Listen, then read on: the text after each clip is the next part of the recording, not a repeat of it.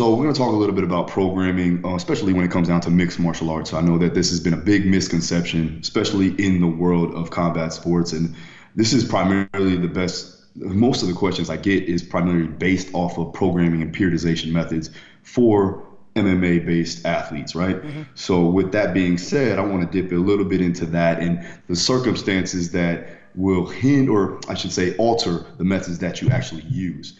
Now, with that being said, you have to understand the circumstances like we talked about before. Now, each athlete and each coach and each gym, whatever you may have, especially with me with American Top Team, I have 85 fighters right now, and that's no lie. And we have roughly about 150 fighters in the gym, professional fighters at the highest level. So methods have to be changed and altered to match the demands and the situation that I have there. Otherwise, we're just trying to do what we're trying to do and fit, fit a square peg in a round hole. And we just can't do that, right? So we have to make sure that we're consciously putting it together so that it'll work to the best of its abilities, right? Sure. In my opinion, now you can attest to this. If not, let me know. But there's two methods that are highly effective, right? In my years of training fighters, where I see weekly undulation or step loading, and then the conjugate concurrent model. And I feel like those two have been tremendously effective and efficient when it comes to all MMA fighters. Now, obviously, there's going to be some differences between the pro fighters and the average regional scene fighters and even just the amateurs, right? There's totally different sides to that. But for me, at the highest level, right, with the pro fighters, I have to make sure that I'm working a conjugate concurrent model. Right. And that's because a lot of the times my guys and girls don't come in to camp until it's time for them to fight. Now, they are training year round, but I don't see them at American Top Team most of the time. Dustin Poirier doesn't live in Florida anymore. Joanna Jedrzejczyk is in Poland. The only ones that are truly there, I can actually have maybe some sort of, I guess, program to where it's a phase by phased out perspective. That's very small percentage, right? So in my opinion, also long-term block periodization is outdated, right? And ultimately it leads to detraining, if not programmed in the essence of potentiation and adaptive decay. Okay. So if you're not able to understand when the adaptations or the stimulus adaptations that are going to be detrained or decay, then you're not going to be able to fully perform at the highest peak when the time comes. Okay. So I run a conjugate model. It's a 3-day-a-week microcycle with a 3-week pendulum wave to enhance readiness throughout the entire year. Okay. The aerobic systems also are concurrently trained throughout each week to optimize readiness and to balance out the strength adaptations along with the skills work. Right. So if I'm doing some sort of, and I can get into detail on it a little bit later, but if I'm doing something that's going to be highly max effort, right? Obviously, max effort is going to be 3 to 6 seconds, maybe 4 at the most. So my aerobic work is going to match the time under tension of the weight training. So I'm not throwing the organism in two different directions. Okay. Now, for me, the key points to training is obviously you want to make sure the main lift should have high transfer to the sport, right? We want the variations of the exercises, the main lifts, to have high variance so that it can truly transfer over into the sport. And that's what our specificity comes from. From our perspective, we're not going to have them go and throw weighted punches and kicks. The way we actually have true specificity in the sport is having the exercises and the lifts that are going to transfer over into the sport of play.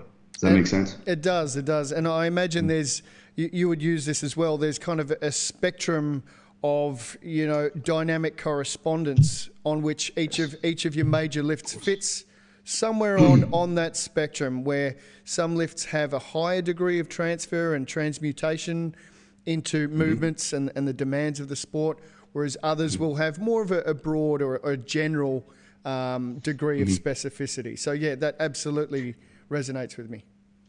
And for me, primarily the main lifts along with the special exercises. Special exercises will be along that pendulum of, when it comes down to correspondence, it'll be far away, right? Special exercises are going to help the main lift. The main lift is going to help the sport. Absolutely. That makes sense, right? It does. Okay, so Okay. So special exercises, like I said, should be integrated to help the progress of the biomotor abilities of the athlete and to increase the abilities of the main lift, right? To increase your strength, right?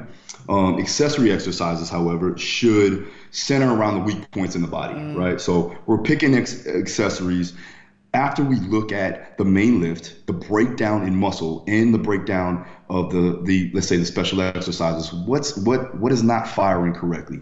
What do we see is lacking, right? And that's when you can start to program your accessories around that. Maybe hamstrings, any posterior chain, upper back, neck, whatever the case may be, core, so on and so forth, right?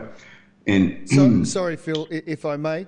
The accessory work, I guess we can borrow a lot from the powerlifting community and use the accessory work to target things like leaks in tension and stability and things like that, as well as contractile breakdown.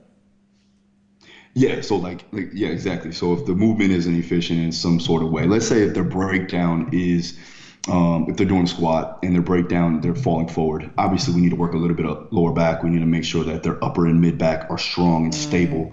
And that's probably something there. Also could be a mobility issue. So we have to make sure we're taking that into account. So you have to have a coach's eye to actually see breakdown. And then from there, you could correlate the accessories to match what's going on. Absolutely. Okay, so and I hit this really with high frequency and volume in order to increase that performance, primarily to, and this could be done obviously after the main lift and the supplemental lift if you have time. If not, they could do it as cleanup work either on the third day, and I'll get into that too as well, or on an opposite day, especially if they're off camp. Right? They're in camp. Obviously, we have to decay fatigue. We have to worry about recovery, things like that. But with off camp, when they're not truly 8 weeks out and under, we can work on those weak points. We can get them stronger structurally so that they can get ready for camp, for the skills and tactical and technical training, and also get their body ready for physical preparation, getting closer to the fight. Okay. And the single joint exercises with high volumes are around 100 to 200 reps. I do a shit ton, right? Very light load every other day to enhance tissue strength, and it's also for restoration, right? So for me, I'll use, we do valve slide, hamstring sliders. So they'll lay supine. We'll do up to 100 hamstring sliders a day, or every other day, I should say, right? You can either do that, or I take 5 to 10 pound ankle weights, laying prone, and they're just doing lying, hamstring curls with those. You can also use a band, light mini band, something like that, give them slight tension and work on that. Now that's just for hamstrings, right? It can also be done for neck work. It can be done for your grip strength and isometric tension. We do a lot of face pulls, a lot of good mornings, a lot of back extensions, GHR, things like that. Then we could talk more about GPP work. And basically what GPP is, general physical preparedness. That's what we truly are working on outside of camp, right? We're trying to get the body ready for the demands put upon it inside of, the fight camp, right? The great thing about that is once you can develop that base of aerobic capacity and strength, everything else can be skyrocketed, right? So, they always say, Louis Simmons says this a lot, man. It's like, how tall is a pyramid? As wide as its base, correct? So if we can build that base as wide as possible, pyramid could be taller than skyscrapers, right?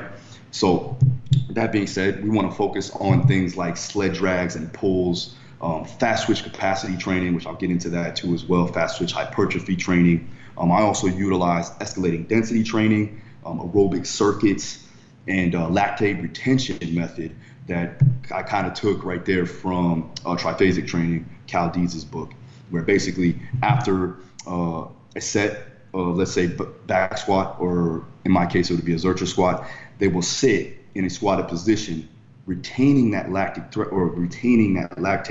so it accumulates through the legs so that the body can get used to it in time, right? So you're increasing that ability to buffer lactate. Okay, so you would be staying in the bottom position of a squat. Am I hearing that correctly? Yeah, so no weight, no load.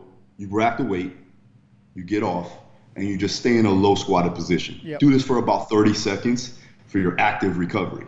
Wait another 30 seconds and then go do your set again. Okay. Right?